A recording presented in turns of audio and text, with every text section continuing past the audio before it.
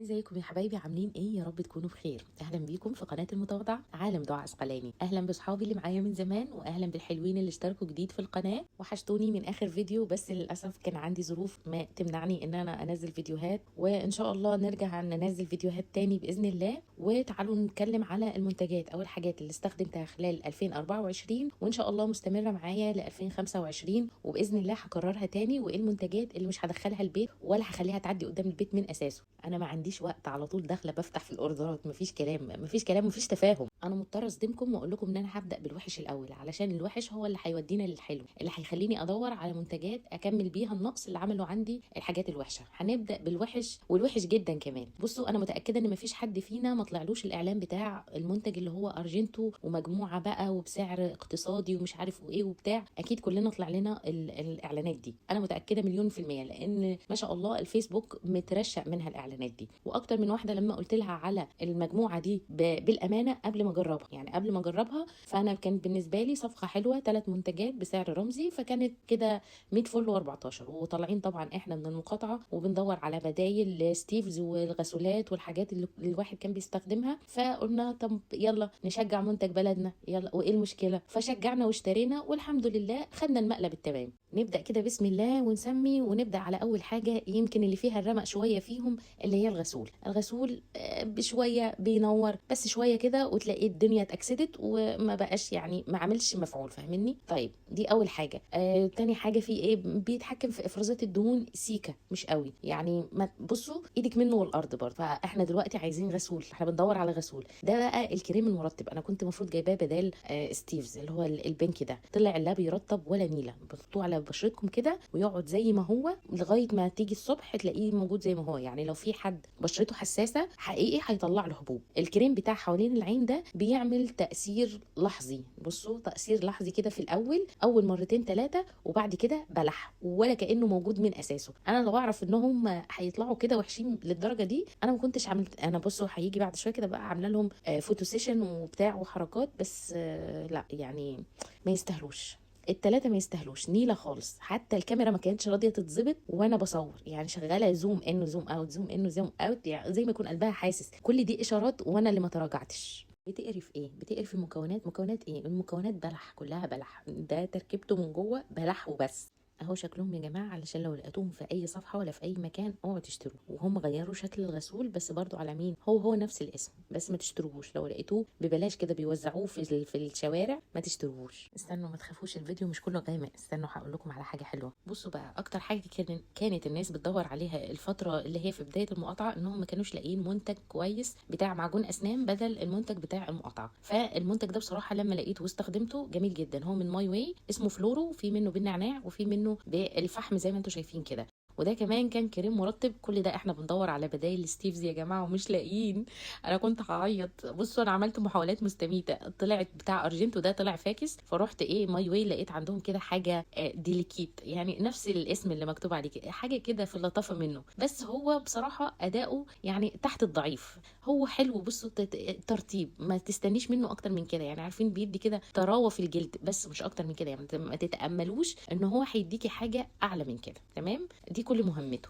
بعدها بفتره بقى لما لقيت المنتجات الاولانيه كلها الحمد لله فاكس وما طلعش فيها ولا حاجه محترمه، فقلنا ايه، نروح نجيب حاجه كده يعني ندلع بشرتنا يا جماعه. احنا بشرتنا كانت ساعتها بتعاني وبتصوصو ومش لاقي حاجه يعني تعالج الدنيا اللي احنا فيها دي. اوكي، فرحت جبت، لقيت انفينيتي كانوا ساعتها منزلين عروض، مش فاكره والله كانت عروض عيد الام ولا ايه بالظبط. المهم كانوا منزلين عروض وكانت ساعتها الاسعار حلوه قوي. المهم علبه قد الدنيا ما فيهاش غير منتجين بس، كانت قد كده. المهم العلبه دي انا اخدتها بعدين وعملتها منظم للمكتب. لو انتوا فاكرين الفيديو بتاع الفلوج بتاع ترتيب المكتب، وان انا نظمت المكتب وعملت ليا مكتب، فالعلبه دي غلفتها وكانت من ضمن العلب اللي انا عاملاها منظمات على المكتب. هي حلوه جدا، كبيره وواسعه وخدت حاجات كتيره جدا. تمام؟ وشغل بقى وحركات. بص شغله بروفيشنال يا جماعه، بروفيشنال على ابوه. شايفين بقى فاتوره وبتاع وحركات، يعني بس شغل جامد، شغل جامد. وهم قطعتين في الاخر في العلبه في الليله دي كلها. طب ما كانش فيه بوكس صغنن كده؟ شفتوا الشركه اللي فاتت ديت انا قلت لكم يعني احلى حاجه فيها كانت الباكج، بس ما كانش فيها اي حاجه تانية، ما فيهاش اي حسنه. المهم طبعا كل اللي احنا بنتكلم فيه ده ملوش اي لازمه، احنا ندخل بقى على المهم بقى ان كل الاعلانات وكل الريلز وكل الشورتس في كل حته بتتكلم عن حاجه اسمها الريتينول. فانا بصراحه خدني الفضول بقى، طب ما نشوف الريتينول ده يمكن يصلح بقى الصدى والظهر، تعالوا بقى ندور على الريتينول ده. فكان منزلها شركه انفينيتي، منزله عروض حلوه، وكان ساعتها يعني بصوا كان بمبلغ بسيط جدا. فقلت اوكي تمام نجرب، اهو منها تبقى حاجه صغيره برضو مبلغ قليل ونجرب، والله عجبنا ندوس في الحوار، ما عجبناش يبقى نستعوض ربنا بقى في اللي اتدفع. بس بصراحه طلع ايه، نينجا الريتينول ده، طلع احنا ما كناش عايشين يا جدع، ايه ده لا حلو جدا يا جماعه بصراحه.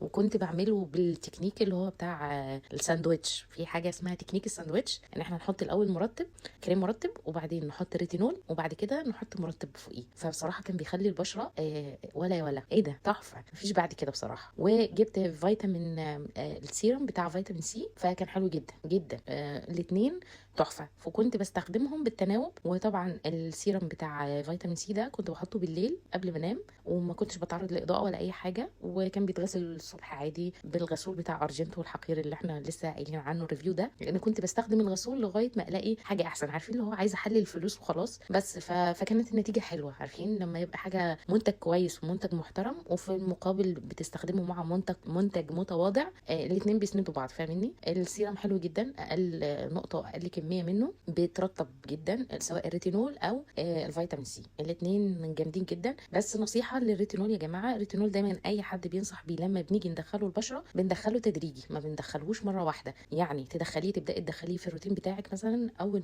مره في الاسبوع، بعد كده يبقى مرتين في الاسبوع، بعد كده عايزه تعمليه 3 مرات في الاسبوع، اوكي تمام، بس انا مكتفيه عن نفسي لغايه دلوقتي بمرتين بس في الاسبوع، لان هوريكم كمان لسه شويه قدام المنتج بقى. بصوا اللي قفل اللعبه، عارفين الحاجه كده اللي هي انا ماشيه معاكم بالتدريج من تحت الارض ومن تحت السلم لغايه فوق، فاحنا بقى هنطلع للتوب بقى، للمنتج التوب اللي جاب معايا من الاخر. يعني بصراحه لا المنتجين دول حلوين جدا، وكمان اللي هوريهم لكم دول اللي جايين بعدهم احلى واحلى. بصوا بقى تعالوا لاخر منتج اللي هو النينجا، اللي حول بشرتي تماما، واللي بصراحه بسببه انا بدات احب بشرتي. تعالوا بقى للمنتج ده. المنتج ده عاملاه واحده صيدلانيه جميله جدا من الصعيد، هي جت قبل كده في التلفزيون في برنامج شارك تانك، وقدمت المنتج بتاعها وخدت الدعم كله وخدت قلوبنا وخدت كل الحاجات الحلوه اللي انتوا عايزين تقولوها قولوها تمام. انا كنت عايزه اطلب من فتره، بس الفكره انها كانت يعني كان كل اللي بيتكلم دايما وبشوفه عندهم في الكومنتات ان هم بيتاخروا في الرد وبيتاخروا في توصيل المنتجات، فانا بصراحه كنت خايفه من الحته دي. بس بصراحه من بعد ما ظهرت في التلفزيون تقريبا بقى في فريق كامل وكده، ففي بصراحه سرعه في الرد وسرعه في توصيل المنتجات. انا المنتج وصلني في خلال يومين او 3 ايام بالكتير، وكمان وصلني قبل ميعاده. يعني انا جات لي رساله من شركه الشحن قالوا لي هيوصل الاوردر يوم كذا، قبلها بيوم او 2 كان الاوردر كمان وصلني تمام. ده بالنسبه للتوصيل وسرعه التوصيل وسرعه الاستجابه. ساعتها كانوا بينزلوا هم تقريبا كل يوم جمعه بينزلوا عروض، فالعرض كان نازل على ال3 منتجات دول. المنتجات دي عباره عن غسول وجل صبار. الاولاني الازازه الاولانيه دي حجمها كبير وحلوه جدا، وغسول ممتاز جدا للبشره، وده جل صبار. المنتج بصراحه بيرطب بشكل لا تتخيلوه. انا كنت فاكراه هينشف البشره او كده، بس بصراحه طلع منتج ممتاز وفوق الممتاز كمان، رطب لي بشرتي بشكل لا تتخيلوه، حسن من البشره، المسام ضاقت بشكل ملحوظ جدا. انا تقريبا بطلت احط ميك اب خالص دلوقتي خالص، ما يعني البند بتاع الميك اب ده تقريبا بقى على جنب كده، ما بقاش موجود دلوقتي معايا، لان المنتجات دي محسنه بشرتي بشكل كبير جدا، فبالتالي بقيت معتمده عليها جدا. نيجي بقى للي حول مسار اللعبه كلها، ده يا جماعه بصوا السيرم ده، بصوا تقريبا اسمه نياسيامايد تقريبا. فبصوا ده صغير بس يحير، حاجه كده نقطتين 3 منه خلاص خلصت. بصوا كمان يعني طلع اجمد من الريتينول، فانا بستخدمه هو والريتينول بالتناوب. فبصراحه مخلي بشرتي، عارفين البشره اللي هي بيقولوا عليها البشره بتاعت البنات اللي هتتهبل على البشره الكوريه، لا احنا عندنا منتجات يا جماعه تضرب المنتجات الكوريه يعني تضربها وترميها بعيد. لا لا لا لا، بصوا احنا عندنا منتجات، واحده طالعه من قلب الصعيد بصراحه، عامله حبه منتجات مفيش بعد كده. ادخلوا عندهم على الصفحه عند ايرا كير، هتلاقوا عندهم يعني ريفيوهات، وهتلاقوا عندهم ستوريهات، وهتلاقوا عندهم ناس كتيره مشتريه منهم، مش بس للبشره، في البشره وفي الشعر وفي الحاجات كتيره جدا.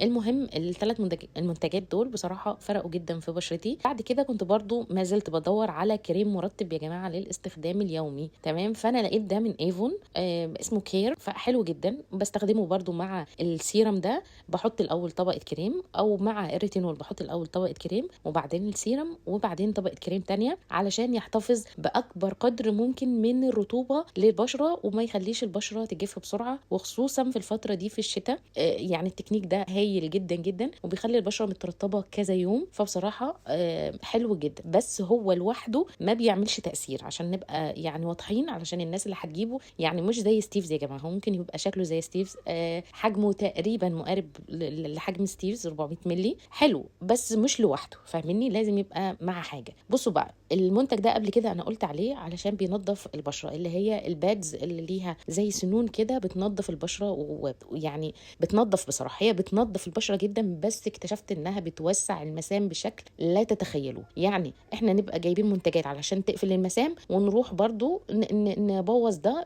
بالغسول، يعني لما بنيجي نغسل البشره. فلقيت البديل، يعني نفس الناس اللي كانت طالعه بتنصح بيها طلعت دلوقتي نفس الناس هي تقولك لا لا لا ما تستخدميهاش عشان دي بقت بتوسع المسام. فبصراحه قعدت ادور على بديل لغايه ما لقيت فرشه بشعر، عارفين شعيرات كده، شعر ناعم جدا جدا جدا، ومع الغسول ده يا خرابي، لا بصراحه بتعمل مفعول حنينه على البشره، ما بتوسعش المسام. بقول لكم مع الغسول ده رهيبه يعني بشكل لا تتخيلوه. يا رب اكون قدرت افيدكم باي معلومه ولو صغيره، يا رب اكون قدرت اعمل ده. ما خليكمش تصرفوا فلوسكم على الفاضي، والحاجه الكويسه تروحوا تشتروها، والحاجه اللي مش كويسه ما تبصوش ناحيتها اصلا. وما تصدقوش كل الاعلانات اللي بتبقى منتشره على الفيسبوك ولا على الانستجرام ولا في اي حته. شوفوا ريفيوهات، وريفيوهات عمليه، وناس تكون فعلا استخدمت الحاجات دي. وفي الاخر اتمنى يكون الفيديو عجبكم، ما تنسوش تعملوا لايك للفيديو، سبسكرايب للقناه، وتفعلوا زر الجرس عشان يوصلكم كل الفيديوهات الجديده اللي بننزلها ان شاء الله.